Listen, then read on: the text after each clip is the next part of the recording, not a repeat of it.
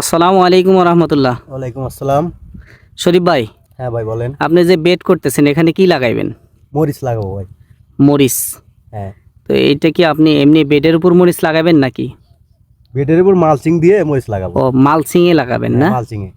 তো মালচিং এর ক্ষেত্রে আপনি নিচে কি কি সার দিছেন?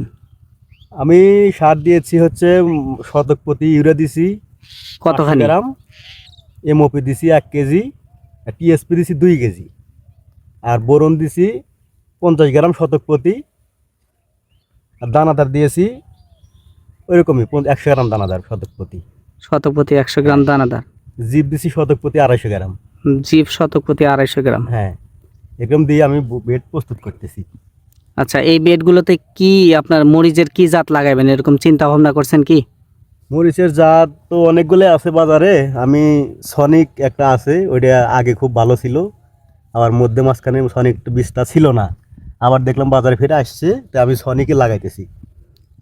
এখানে সনি লাগাবেন না? হ্যাঁ, সনিক চারা কি নিজে উৎপাদন করবেন? হ্যাঁ, মানে চারা আপনি কি বাড়িতে তৈরি করছেন? চারা আমি বাড়িতে তৈরি করেছি। সেই চারা নিয়ে এসে আপনি হ্যাঁ, শুধু সেই বেডে চারা লাগাই এত দিবেন? বড় বড় হয়েছে, ওই চারাগুলো নিয়ে এসে আমার 3-4 দিনের মধ্যে ধরে নিয়ে এসে গাড়বো। আচ্ছা, ঠিক আছে ভাই, ধন্যবাদ।